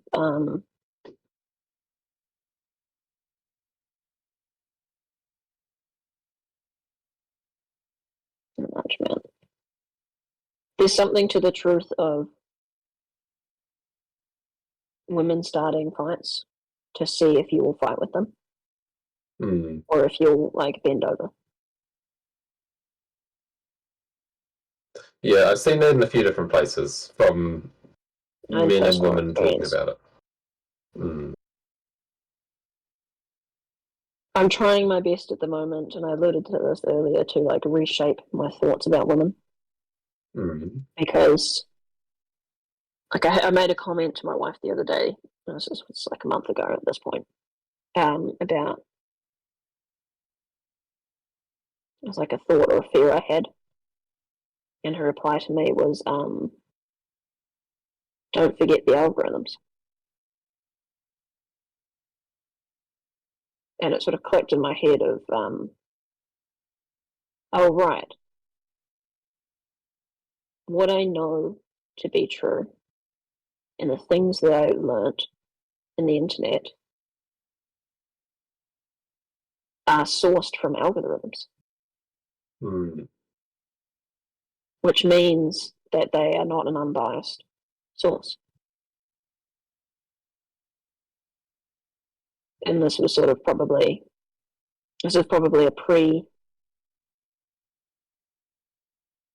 prelude to what the age of like deepfakes is going to do to the internet. But it was a realization moment of, right, you know what, I've learned all of this stuff from all of these people, but there's an infinite number of sources on the internet, and how do I know that my perception of this topic isn't skewed by the algorithms for a nefarious purpose, or just simply skewed to be wrong? You know, we know full well that our culture has been dividing men and women for ages. And it was a click moment of like, oh, right. All of these sensationalist things about women that we keep seeing on the internet as men, and if there's any woman listening, we do see this. YouTube will serve us content about how women think all the time. And it's not always, it's rarely flattering. These algorithms manipulate our psychology and our behavior and our thoughts. And they have been doing this for a long time. So I'm sort of struggling within my head of like, okay, there's all these things that I think I know. And then I have a wife whom I trust. I need to be willing to like trust what she says when it contradicts the things that the algorithm has taught me. And I'm like fighting with that in my head. And then there's the other side of this that I told her the other day, which is really dumb.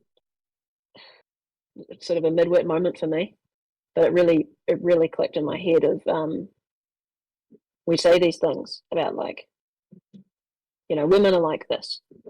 You know, so when it comes to like the cheating scenarios, the hypergamy stuff, there's all these stories about what women are like. All I needed to do was like flip the sexes in my head and think about the stories that are told about men. And immediately my brain was like, well, yeah, but I'm not one of those men. They're different to me. They behave in this way and they prioritize these things, and I'm like this. And immediately I went, oh, right. There's not like one type of woman or one set of rules that all women adhere to. Some women will favor short term over long term. Not all. Some women will, you know, cheat for the high status partner, whatever. But not all. And those are the things that get sensationalized, and those are the things that build distrust and promote individualism, which is like really good for extracting money from someone when they're alone. And it is also like not what the evidence shows of the history of male and female relationships. Yeah, not even a little bit. There's something I came across a wee while ago. I tried to research that idea that the more men a woman has slept with, the harder it is to bond with new men. And it traced back to a study on prairie voles. And there was a reasonably long, well-argued article or paper, and the basic conclusion was people have inclinations and tend to follow them. And so, taking from that, it's like, okay, sleeping with multiple partners doesn't destroy the ability to pair bond. But is past behaviour a reasonable guide to future behaviour? There's certainly a correlation there. Situations change. Humans are complicated. And so you could take the rule of thumb out, but the usual sort of past behaviour as a probabilistic indicator of future behaviour is worth paying attention to. If someone's had 5 wives or 5 husbands, the story in the inside the person's head of like, oh well, there's always something else. I've done this before. Oh, it's getting stressful. Oh, I could just go find someone else because I've done that. Yeah. I think the inverse is real powerful. Like, I'm really lucky. My wife and I, we were the first people that we were together with. You know, we were both virgins when we met. And I think because of that, there's a real strong, like, breaking the streak kind of problem. Where if either one of us wanted to, like, leave, it's like, but we were the first, and we've been together for all this time. And because of that, there's a, I don't know.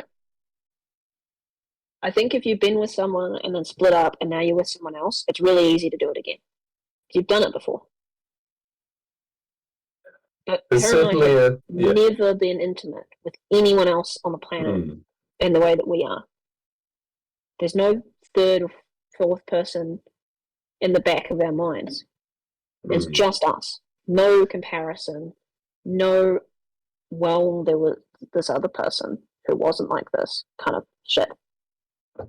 And even saying that in my head, I can already feel like if we had an audience of any sizable size, you could feel the internet coming at you being like, haha, you loser, you only had one person. And I think the fact that that's an emotional response in me of, I know the internet would lambast this because apparently it makes me like weak or a low status guy or something.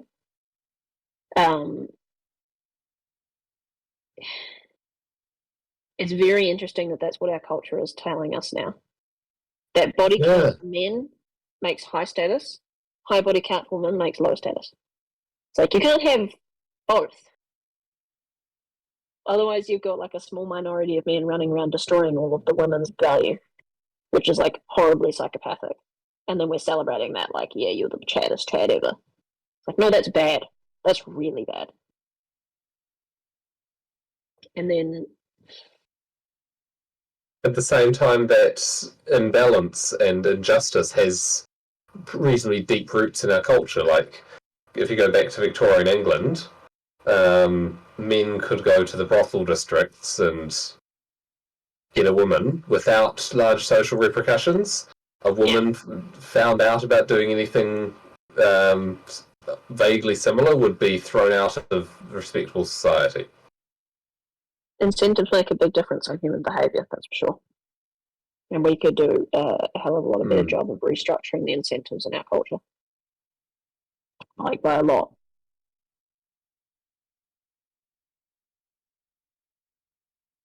When it comes to, it's sort of making me think about the 3 things that women like and men comment that we talked about before. Getting what you want all the time at the expense of everyone else is being a psychopath. That's what that is. When you take it to that extreme. So this sexual example.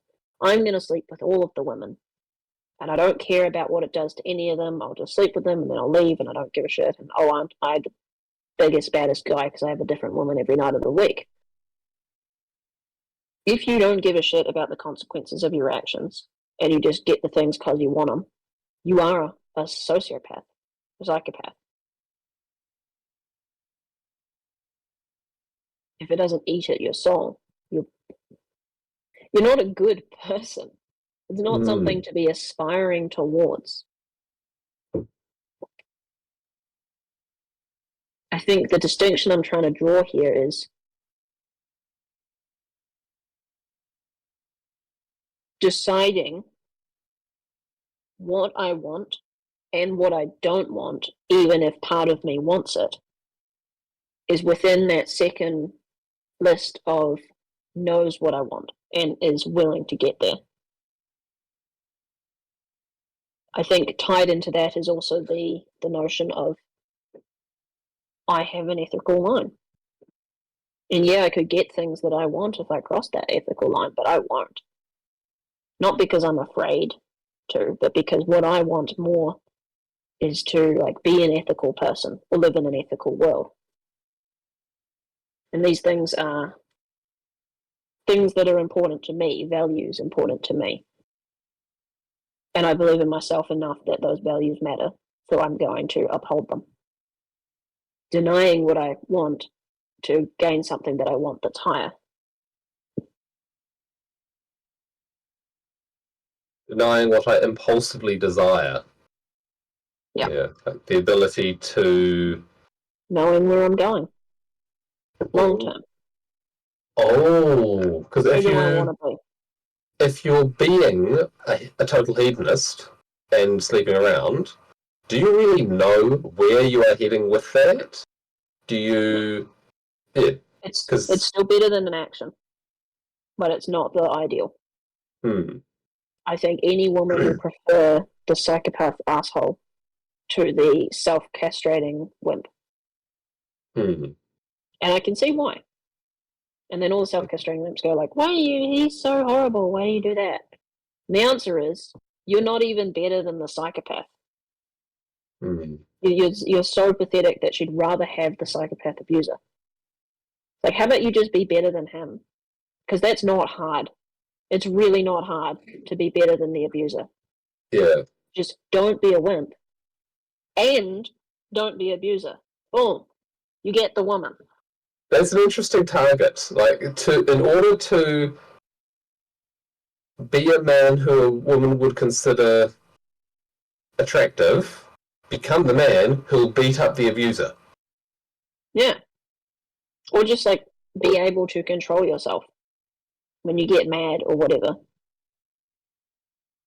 Well, I'm thinking of there's the control, so do not be an abuser, and there's ability to controlledly release what you're controlling in order to defeat threats, which can be in the form of the abuser.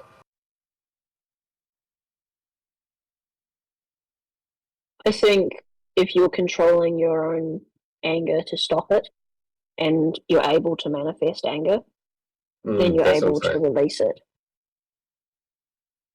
And how much opportunity do we have as Western men to ever get in physical conflict? Yeah.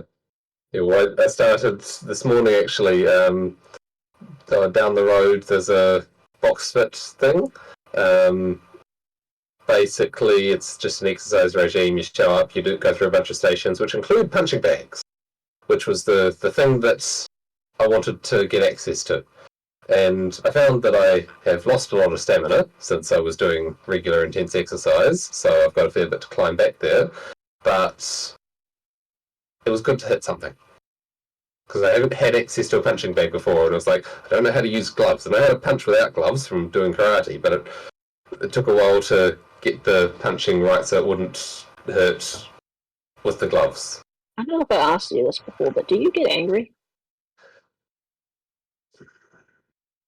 I've been slowly integrating the parts of me that can. It's been interesting. I've been perceiving each, and we've gone through a bunch of these, that I've perceived new aspects in sort of individualized forms, but then those individualizations have sort of faded out, and then, oh, that's just a piece of me now. And it's like imagery of new bits emerging, and there's, oh, no, that's just me now. And a recent one that's been, how do I describe it to you in a message? It's like, it felt like we'd talked about the innocence that you have if you haven't had to survive the harsh realities of the world. Like, life can get really hard for, like, living on the street, right? There's a mindset that's, I don't know if that's a good example, but there's a mindset that will give you the strength to endure and overcome anything. But you were describing that it's a sort of poison pill of you lose something in order to gain that. And it felt to me like, innocence. yeah, you lose that innocence. And that it's something that I should not be so hasty to abandon. But the feeling that I was getting recently was that behind at least a portion of that veil of innocence, there was a monster tearing his way out. We all have something within us. Yeah, and like listening to relatively mild, but rock. As rock goes, it would have been mild, but like playing with. I sent you some. Yeah, it wasn't bad. I think I prefer my favourite more, but I'll keep your one on the playlist. Naturally, yeah. Yeah. Everyone likes their own music. Yeah, but at least you got. Yeah. Sorry, I can hear my cat running around outside. It's got very loud jingles. Yeah, like that feeling of just like anger of I don't know what, and it's still coming up, and it's the sort of thing that comes and goes, and it seems to exhaust itself reasonably quickly. But it came with, sorry. I suppose it's a practice. Yeah, and fluctuating testosterone levels over time and things like that, which I think it's linked to. Yeah. Yeah, but it brought with it strength. But then at the same time, my son was playing a couple of rooms over, and so it's like, I can't manifest that. What? Like, I need to be in the middle between the masculine and No, I'm gonna put a hard line there. Your son is over in the couple other room, and you just presented that you couldn't manifest aggression near him, not even in the same room. Like you are his father. You're his role model to be a man. He needs to see some aggression from you. He needs to see some anger from you, even just to know that it's okay. Like he needs to, like, because he's going to have these things in him too. He's going to have anger in him, as I'm sure you've seen, and he needs to know that it's okay to be angry from you. Because otherwise he's just going to shove down all of his I want, I feel, and go, I'm just going to go along and get along and do what the adult wants, what the bigger person wants. But if you get angry sometimes and he sees that, and then you calm down and you're like, sorry, I was angry, it happens, we all get angry, he's going to feel way more okay with, hey, I get angry. And anger is usually like frustration boiled over because I wanted a thing and I didn't get it for whatever reason. It's important. It's the will that drives your individuality. in the world. You take away someone's anger, you castrate them. Oh, okay. Yeah. I'm not 100% certain of all this, but I do get angry in front of him sometimes and say, I need some space, and close the room's door and so on. He wants to be near me, so he's at the door or something, or understands that I need some space, and he goes off and does this thing because he realizes that I am angry. Like, I've got angry in front of him, or frustrated, but the rage. That was the aspect that was emerging. It was rage. Uncontrolled anger. Yeah. Yeah, it's like a feeling that I've noticed a few times recently is like there's a perception of here's a deadly weapon, which is in a literal sense what it has the potential to be. You punch someone in the right way, you squeeze in the right way, it is entirely possible to kill someone with your bare hands. That's interesting. And sorry? That strikes me as very dissociative. You referenced your hand, not yourself. You didn't say I am. You said this is. I have. Because I've been sort of aware of, like, okay, here's the strength. Be gentle with the strength. Like the potential for whatever is there. The potential to do dangerous things is there, as I give my son a goodnight cuddle and gently hold him and tuck him in. It's like there's a danger in my muscles, and it's not fighting to get out, but it is definitely present. And there's a mental sort of just holding down the latch. What's really interesting to me is that your lack of indulgence with like chemicals, effectively, whatever you want to call them, substances. I'm trying to be vague because I even want to include caffeine here. Mm-hmm. Yeah, sort of coffee. Yeah, I know. Like these things.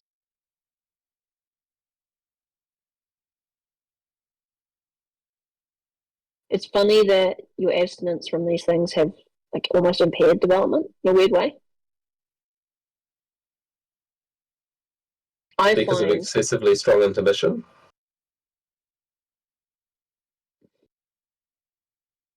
Most often, substances make you feel more. They amp things up, like pressing a gas pedal on a particular emotion. Mm-hmm. Or they amp you up into a physical state more where you're more agitated and then more stuff can come out. It's like taking the filter off, taking the brakes off. And because of that, you have to deal with whatever comes out. But you being in a like forever sober state, you've sort of, you're not being forced to confront these things nearly as much. And that's good in some ways because it can like stave off the depressive side as alcohol or whatever can do. But it also it gives you less contact with your emotions in a raw way.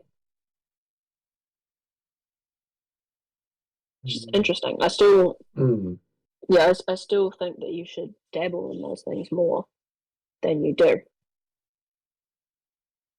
Obviously, any form of dependence is wrong, but I do actually believe that pure abstinence is also wrong.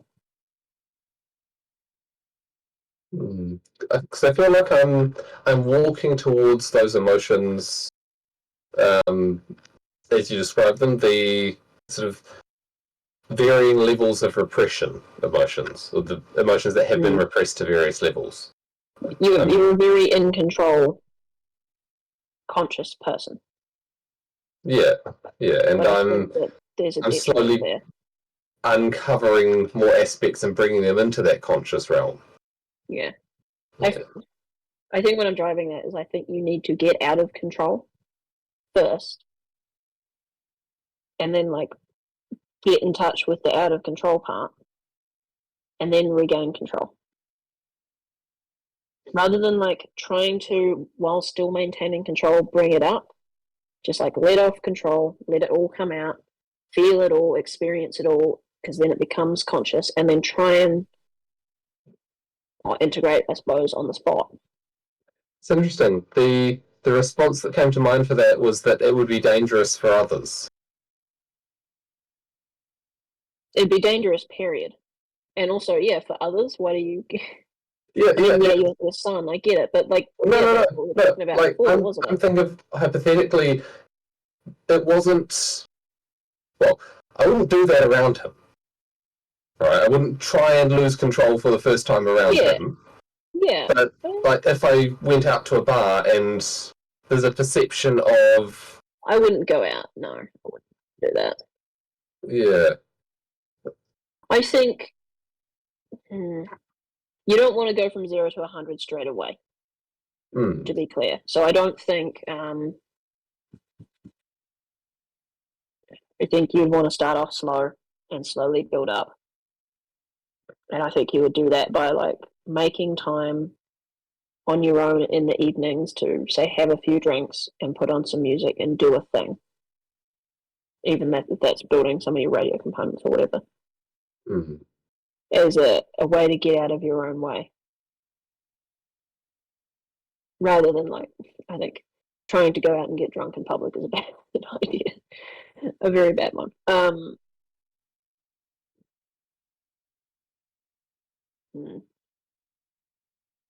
Don't be too concerned with safety on this. Don't be overly, if you say, I will never have a single alcoholic drink while my son is home. That's too restrictive. Like, I would say not the first ones. Not till I've got a handle on it. Like, any loss of control around him needs to be in control, if that makes sense. You might be overestimating the potency of the chemical. But if it is an unknown quantity, it's not something to play with until it's a known quantity. Okay, I get that. I get that. It does feel a little bit like post hoc reasoning. The more barriers you can place in the way, the more difficult it is for you to attempt these experiments, the less likely it is for you to do them. And that continues your current comfortable state. I can envision doing it on a night when he's not here. I was thinking of like a cider as one of the things that. Yeah. Any start is a good start. Something fruity like cider, and something that's not too processed. I suppose you're not a big fan of Coke. No, I don't like Coke either. Okay, well there you go. Yeah, I was going to say like bourbon and Coke would be perfect because it's not just alcohol; it's also got caffeine. I think the 1-2 punch of that would be a very good start. Oh, for sure. Like, I think caffeine and alcohol have far similar effects than people want to think. And I think they work incredibly well together for that reason. Yeah, we'll put that on the list of homework, I suppose. I still think you should have a few drinks. Well, honestly, yes. Put on your favorite music, have 3 standard drinks as measured, and just like chill doing something you enjoy for the evening. I was going to start with chugging one. That'll work. Yeah. Yeah, you definitely don't want cider then, by the way. That's okay. You're not going to drink cider. That'd be really bad. Also, it tends to make people throw up more than most alcohol. Okay, yeah, we'll have to discuss this. Yeah, just a therapist who's prescribing alcohol. This is why I'm not an actual one. Life coach, whatever, don't care, friend. And what I think is really important is if you have a plan for something like this, if you're going to, like, say, have a few drinks and have some music and do something you enjoy, and like 5 minutes into it, your brain goes, no, I want to go do this other thing. Listen, and go and do that, rather than continuing to go, no, I plan to do this. Although never let the music stop. If you get like zoned into watching a YouTube video and you turn the music off, it's like, nah, it's over. Failed experiment. You know, there's something about the music that will keep your attention where it should be. Keep you feeling. Because the point of this is to loosen control and feel. A far better drug than alcohol for this kind of thing would probably be like MDMA, which is why that's used in actual cutting edge therapy. But, not legal. So that's not helpful. And then you've got Black Mirror to go and watch as more homework. Is that something to watch while drunk? No, you should watch that while sober. No, the alcohol thing for you for sure should be music. Get you feeling, get you thinking. Do some exercise. Bring up your heart rate, get some aggression out. Just to loosen off control. Actually, that's interesting. It's like you don't trust yourself. So the subconscious response is no. Well, there's a good thing. You might want to think on that for a little bit. And why don't you trust yourself? How can you have confidence in yourself or believe yourself or like yourself if you don't even trust yourself?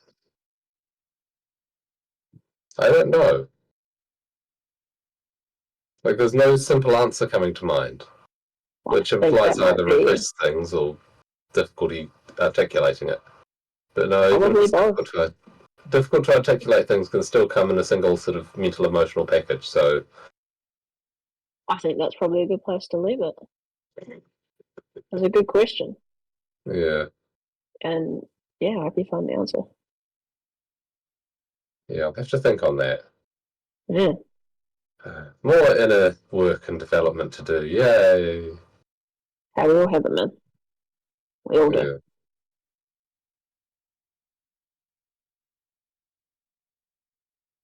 Yeah. Oh. Good night. I would have already cut it. Yeah. Yeah, I think that works well. What's the time? 9:30. Okay. So what sort of alcohol would you recommend? I would do a bourbon and coke. You get them in a little like 4-pack would be perfect. They're like 1.3 standard drinks for a little bottle. It's got some caffeine, it's got some sugar, and it's got alcohol. Hype you up a bit. Yeah, it's not healthy. No, it's not healthy. But it tastes good, and it'll do the trick. Beer's gross. Wine will be too strong and too difficult to regulate, like, consumption. Regulate how much you're having. Because the bottle's too big. Well, because you have to pour it. So you don't know how much is in each glass. I was going to get a measuring cup. You wouldn't like it anyway. Wine's acquired taste. It's not something you're going to like off the bat. Yeah, bourbon and coke's probably the best because it's sweet. It's just going to taste like Coke with a little bit of a smoky flavor. The other possibility is get some high proof alcohol and put it in one of those sort of humidifier things that you can put in a bedroom to humidify it, and then just sort of to get a very, very short buzz. Straight to the bloodstream. I think that's a bad idea. Like going straight for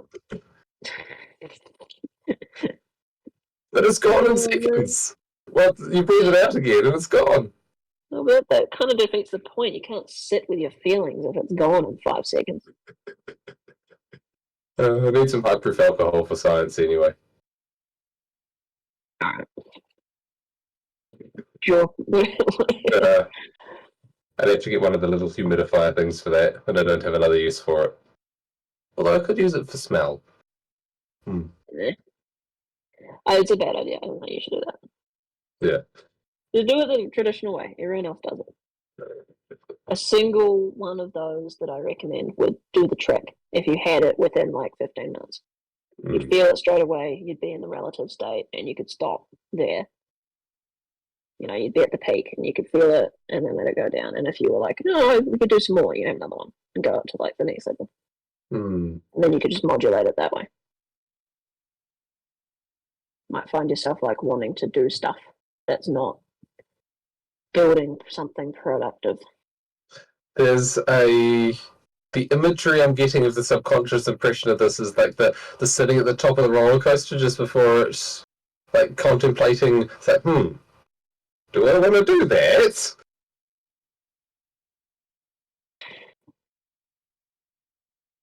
Oh, I can't answer that for you. That would make a hell of an episode. What, you want to get drunk on and have the conversation? Well, I tried to do it with you before. Yeah. Yeah, and it was a very productive night. It was. And there's a reason why I keep hammering on the same thing.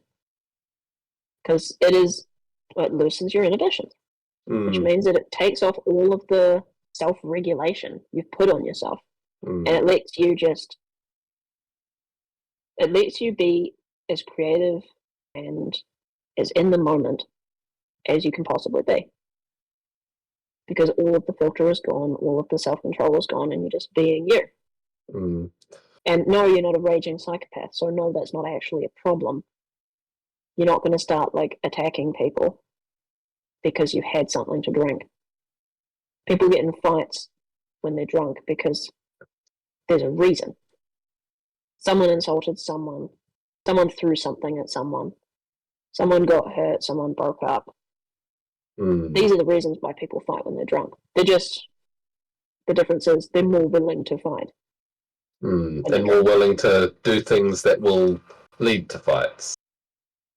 Yeah. It escalates more easily. Yeah, but when you're on your own in your own house, it's not like a problem. It's just you doing the things you enjoy, taking off all of the filter and all of the voice in your head that criticizes you, that'll go instantly. That's why a lot of people do it. That's interesting to contemplate. Yeah, that'll be gone almost instantly because you'll be too wrapped up in enjoying the moment. It's like, this is really fun. I really like this music. I'm really enjoying building this little radio thing. Oh, I want to go get some crackers. You'll be thinking like that. You won't be like, wow, I'm an idiot. Oh, this is weird. All that's gone. Shouldn't listen to that voice anyway, for obvious reasons. The reply of the voice to the idea that it would just vanish is just raised eyebrows. I'm not quite sure how to interpret that. It's like, not saying no, but not... It's like, really? Well, I wouldn't know at first. Yeah. Enjoy yourself. Enjoy yourself. Enjoy your life. Maybe you need some drugs to help you with that. Yeah. Have you seen Meaning Wave? Yeah. The one where he takes Jordan Peterson saying alcohol's a hell of a drug. That is. Yeah.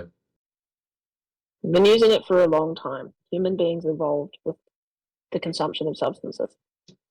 That's true. Our culture evolved with the consumption of substances.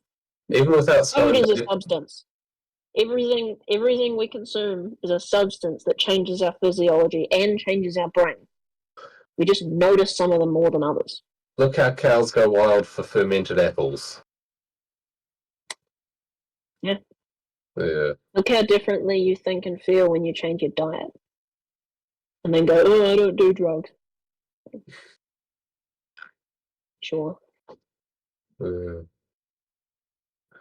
Your brain runs very differently when you eat more fat or more protein or more carbs than the other two. These things change you. We just have this weird category of like, what I don't even know what drug really means. Everything that influences your body is a mind-altering substance. Stress is a mind-altering substance. Sleep, not sleep. Information is a mind-altering substance, a perception-altering substance. If you want to go broad with it. There's thoughts happening in the back of my head that I can't see.